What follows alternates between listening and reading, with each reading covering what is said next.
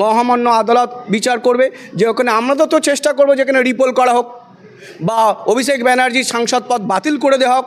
প্রথম আমাদের আবেদন থাকবে বাতিল করে দিয়ে ওখানে পুনরায় ইলেকশন করা হোক। কারণ আজকের বিশ্বের বৃহত্তম গণতান্ত্রিক দেশ হচ্ছে ভারতবর্ষ। সেখানে মুখ্যমন্ত্রীর ভাইপো না ছেলে বলে যদি ছাড় পেয়ে যায়, তাহলে সাধারণ মানুষ ইলেকশন কীভাবে লড়বে আগামী দিনে? আগামী দিনে একজন সাধারণ ছেলে, সাধারণ শিক্ষিত বাড়ির ছেলেরা ইলেকশনে অংশগ্রহণ করবে না। আমরা চাই এই তৃণমূল পার্টির যে বকলমে এখন সুপ্রিমো বিভিন্ন কেসে অভিযুক্ত, এর সাংসদ পদটা বাতিল হোক আর ওখানে রিপোল করা হোক। এবং যদি পশ্চিমবঙ্গ সরকারের পুলিশ ফেল করে, তাহলে কেন্দ্রীয় বাহিনী যদি রাজি না হয়, রাষ্ট্রসংঘে থেকে পুলিশ আসবে। রাষ্ট্রসংঘের শান্তি বাহিনী চাই ডায়মন্ড হারবারে ভোট করার জন্য। কেন রাষ্ট্রসংঘের শান্তি বাহিনী চাই? কারণ তৃণমূল আর বিজেপি যুক্ত। সেই জন্য আমরা চাই রাষ্ট্রসংঘের শান্তি বাহিনী এসে ডায়মন্ড হারবার কেন্দ্রে ভোট করুক, তবে ওখানে ফ্রি অ্যান্ড ফেয়ার ইলেকশন হওয়ার সম্ভাবনা রয়েছে। আদারওয়াইজ কেন্দ্রীয় বাহিনী দিয়ে তো ফেলিওর হলো, মিসগাইড করলো, রাজ্যের পুলিশের ওপর কোনো আস্থা নেই। আমার কাছে দুটো রাজ্যের কনস্টেবল ছিল উইথ আর্মস, তারা পালিয়ে গেছে। আমার ওপর এত ফ্যাটাল আক্রমণ হয়েছে, সেখানে কিভাবে ফ্রি অ্যান্ড ফেয়ার ইলেকশন হয়? আমি একজন ক্যান্ডিডেট, আমাকে পুড়িয়ে মারার চেষ্টা করা হয়েছে, সমস্ত ভিডিওগুলো রয়েছে। আর আজকের এই যে বিভিন্ন কলকাতার মিডিয়া চ্যানেলগুলো, তারা আমার সেসব ভিডিওগুলো দেখায়নি। ইউটিউবে বিভিন্ন ভাইরালগুলো সংগ্রহ করেছে, লাইভ ভিডিও, এটা চালাকি করা হচ্ছে। আমি সংখ্যালঘু মুসলিম বলে কোথায় লেখা আছে ভারতীয় সংবিধানে ভোটে দাঁড়াতে পারবে না? ফ্রি অ্যান্ড ফেয়ার ইলেকশন কেন হবে না? আমি মুসলিম হলে নাকি? এটা ভারতের সংবিধানে কোথায় লেখা রয়েছে যে একজন মুসলিম হলে ফ্রি অ্যান্ড ফেয়ার ইলেকশন করতে পারবে না? সমস্ত জায়গায় ব্রাহ্মণরা জিতে আসবে। 3.5% ব্রাহ্মণের খেলা হচ্ছে ওয়েস্ট বেঙ্গলে। অভিষেক ব্যানার্জি ব্রাহ্মণ, দেখি বিচারপতিরা কী করে। ফ্রি অ্যান্ড ফেয়ার ইলেকশন যাতে ওখানে করায়, ওর সংসদ পদ বাতিল হোক, ওখানে নতুন ভোট করানো হোক, শান্তি বাহিনী আসুক রাষ্ট্রসংঘ থেকে। কারণ ওরা মুখ্যমন্ত্রী একজন প্রভাবশালী ব্যক্তি, সেখানে ফ্রি অ্যান্ড ফেয়ার ইলেকশন করতে দেবে না। আমরা চাই রাষ্ট্রসংঘ থেকে শান্তি বাহিনী আসুক, ওখানে ফ্রি অ্যান্ড ফেয়ার ইলেকশন আবার হবে। ইমিডিয়েটলি ওর সংসদ পদ বাতিল করা উচিত। এবং হাইকোর্ট সেটা মান্যতা দিয়েছে। যে সমস্ত সিসিটিভি ঘুরিয়ে দেওয়া হয়েছিল, ব্ল্যাক টেপ মেরে দেওয়া হয়েছিল, ওইগুলো বলেছে অলরেডি স্টোর করার জন্য। আমরা আগামী দিনে দেখবো এই কয়লা চোরে অভিযুক্ত, বিভিন্ন দুর্নীতিতে অভিযুক্ত এ কোথায় যায়। ভারতীয় আইনের ওপর আমাদের যথেষ্ট আস্থা আছে, তাই হাইকোর্টে আমরা পার্টি হয়েছি। আগামী দিনে 5 মে ওনাদেরকে হাইকোর্ট ডেকেছে, কোর্ট অ্যাকসেপ্ট করেছে। এখানে যদি সুরাহা পাই ভালো, নাহলে সুপ্রিম কোর্ট আছে। সুপ্রিম কোর্ট যদি না হয় আমরা রাষ্ট্রসংঘেও যাব। যে একজন সিএমের ভাইপো বা ছেলে বলে সে যা খুশি তাই করবে, দেশের একটা বৃহত্তম গণতন্ত্র মুখে বলে বেড়ানো হবে, আর প্রকৃতপক্ষে গণতন্ত্র নেই, ওখানে যে গুন্ডাতন্ত্র, সন্ত্রাসতন্ত্র হবে, আমরা মেনে নেব না। অন্তত আমাদের ভবিষ্যৎ প্রজন্মে।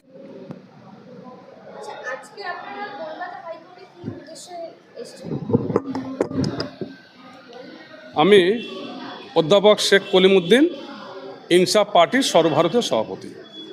আমি 21 ডায়মন্ড হারবার লোকসভা কেন্দ্রে প্রার্থী ছিলাম, যেখানে থেকে মাননীয় অভিষেক বন্দ্যোপাধ্যায় জয়ী হয়েছেন। আপনারা সকলেই জানেন যে ডায়মন্ড হারবার লোকসভায় কিভাবে ভোট হয়েছে। সেখানে বিরোধীদেরকে প্রচার করতে দেওয়া হয়নি, বিরোধীদের গাড়ি ঘোড়ার উপর আক্রমণ করা হয়েছে, বিরোধীদের কর্মীর উপরে আক্রমণ করা হয়েছে, পুলিশ প্রশাসন ঠিকমতো সহযোগিতা করেনি, ভিএসটি টিম সব জায়গায় পৌঁছায়নি, এমনকি ভোটের দিনে ব্যাপক পরিমাণে ছাপা ভোট হয়েছে। বিরোধীদেরকে এজেন্ট দিতে দেওয়া হয়নি, এজেন্টদেরকে ঘর থেকে বের করে দেওয়া হয়েছে, এবং ইভিএম বিশেষ জায়গায় কেলেঙ্কারি হয়েছে। শুধু তাই নয়, এরপরে কাউন্টিংয়ের দিনে বিরোধীদের কাউন্টিং এজেন্টদেরকে অনেককে ঢুকতে দেওয়া হয়নি, বাকিদেরকে কাউন্টিং সেন্টার থেকে মেরে ধরে বের করে দেওয়া হয়েছে।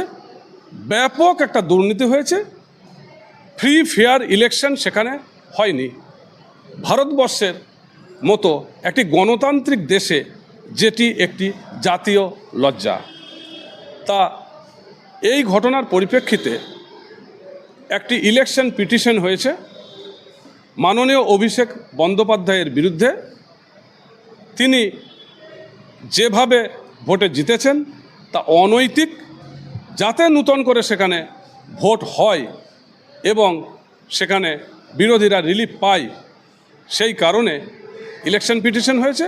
সেই ইলেকশন পিটিশনে আমিও একজন পার্টি, তাই সেখানে জবাব দেওয়ার জন্য আজ আমি হাইকোর্টে এসেছি। বলুন। অ্যাকচুয়ালি আপনারা দেখেছেন ভোটের নামে প্রহসন হয়েছে যে আমি আইএসএফের ক্যান্ডিডেট ছিলাম ওখানে। আমার নাম মজনুল লস্কর, আপনারা জানেন। আমার গাড়ি ভেঙে দেওয়া হয়েছে ডায়মন্ড হারবারের থানার কাছে। ডায়মন্ড হারবার থানা থেকে ঢিলছোড়া দূরত্ব 1.5 কিলোমিটারের দূরত্বে আমার গাড়ি ভেঙে দেওয়া হয়েছে। আমাকে আমার মানে এটা কলকাতা পুলিশের কতটা বেঙ্গল পুলিশের লজ্জা দেখো, আমার কাছে দুটো আর্মস গার্ড ছিল, মানে কলকাতা পুলিশের দুটো কনস্টেবল ছিল, তাদের কাছে আর্মস ছিল, তারা ভয়তে পালিয়ে গিয়েছে। আমার উপর দুর্ধর্ষ হামলা হয়েছে। আমাকে নিয়ে গিয়ে একটা ঘরের মধ্যে ঢুকিয়ে দিয়ে আমাকে চারিদিকে কেরোসিন তেল দিয়ে পুড়িয়ে মারার চেষ্টা করেছিল। আপনার সাঁফুই বলে একজন প্রধান, তৃণমূলের যে প্রধান, আপনার ওই ডায়মন্ড হারবার থানার 1.5 কিলোমিটারের দূরত্বে, সে ভিডিও আমাদের কাছে আছে। মহামান বিভিন্ন মিডিয়া আপনারা দেখেছেন, বিভিন্ন ইউটিউব চ্যানেল ভাই যারা ছিল, সেই সংবাদ মাধ্যমে আছে। আমার কাছে কিছু সাপোর্টে মিডিয়া আছে, সাবস্টেন্সিয়াল এভিডেন্স আছে। আমাকে পুড়িয়ে মারার চেষ্টা করেছে এবং নেতৃত্ব দিয়েছিল তৃণমূলের প্রধান। আমার গাড়ি ভেঙে দেওয়া হয়েছে, আমার ড্যামেজ, আমার শরীরে ইনজুরি করা হয়েছিল, আমার যারা কর্মী ছিল তাদেরকে ইনজুরি করা হয়েছে। এই বিষয়ে আমরা ডায়মন্ড হারবার থানাতে এফআইআরও করেছি। সেখানকার পুলিশ তো যুক্ত, ডায়মন্ড হারবার থানার পুলিশ তো যুক্ত এই ঘটনার সাথে। কারণ ঢিলছোড়া দূরত্ব 1.5 কিলোমিটারের দূরত্বে আসছে পুলিশ কত 2 ঘন্টা পরে। আমার গাড়ি ভেঙে দেওয়া হলো, আমাকে মারা হলো, আমার ঘরের মধ্যে ঢুকে কেরোসিন তেল ঢেলে পুড়িয়ে মারার চেষ্টা করা হলো। তারপর পুলিশ আসছে 2 ঘন্টা পরে। পুলিশ তো যুক্ত। পুলিশের নেক্সাস হওয়ার ফলেই তো তৃণমূল আজকের বাড়বাড়ন্ত। আজকে পুলিশ সরে যাক না, তৃণমূল বেলুনের মতো ফানুস, মানে ফানুসে যেমন কী করে সুই দিলে ফানুস কী হয়ে যায়, ফলাটা কমে যায়, চুপসে যাবে। তো সরে যাক না পুলিশ, দেখবে তৃণমূল চুপসে যাচ্ছে। আজকের পুলিশের বাড়বাড়ন্ত তো তৃণমূলের বাড়বাড়ন্ত, যে যৌথভাবে আমার উপর আক্রমণ করা হয়েছে।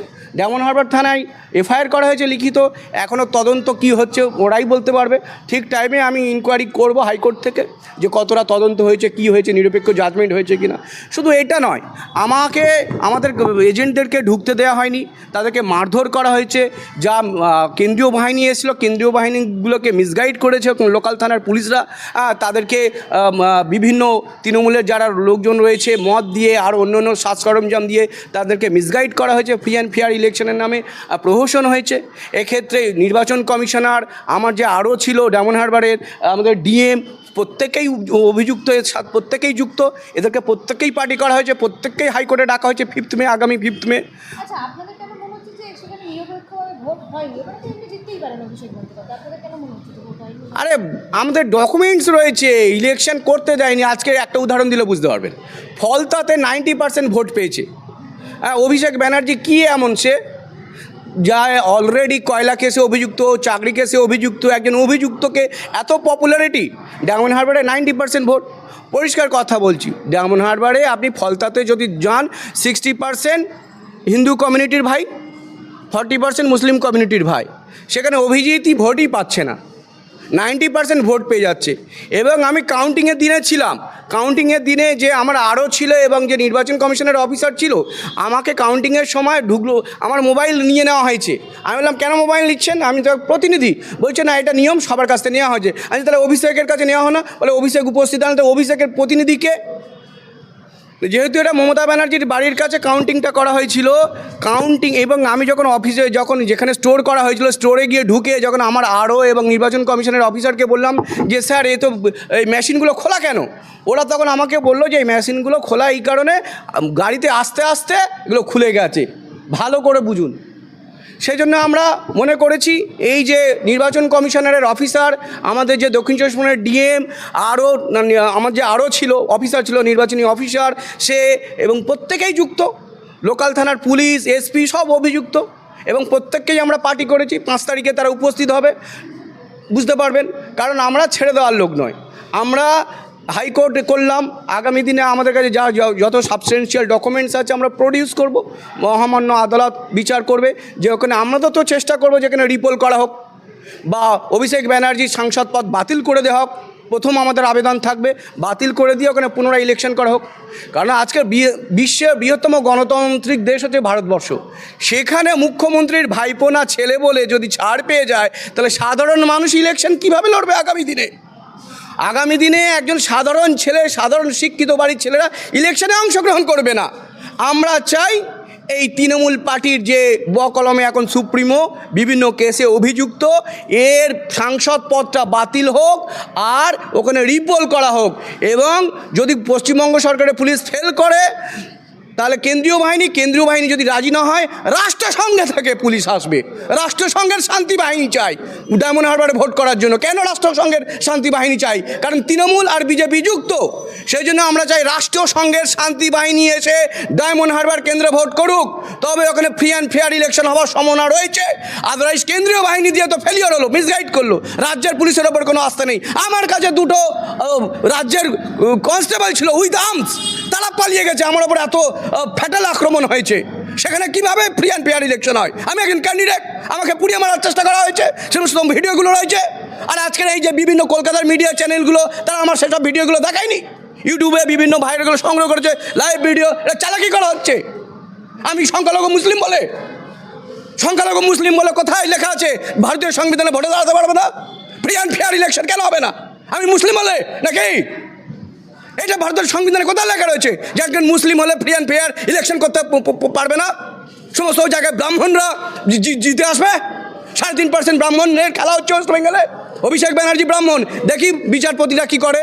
ফ্রি অ্যান্ড ফেয়ার ইলেকশন যাতে ওখানে করায়, ওর সংসদ পদ বাতিল হোক, ওখানে নতুন ভোট করানো হোক, শান্তি বাহিনী আসুক রাষ্ট্রসংঘ থেকে। কারণ ওরা মুখ্যমন্ত্রী একজন প্রভাবশালী ব্যক্তি, সেখানে ফ্রি অ্যান্ড ফেয়ার ইলেকশন করতে দেবে না। আমরা চাই রাষ্ট্রসংঘ থেকে শান্তি বাহিনী আসুক, ওখানে ফ্রি অ্যান্ড ফেয়ার ইলেকশন আবার হবে। ইমিডিয়েটলি ওর সংসদ পদ বাতিল করা উচিত। এবং হাইকোর্ট সেটা মান্যতা দিয়েছে।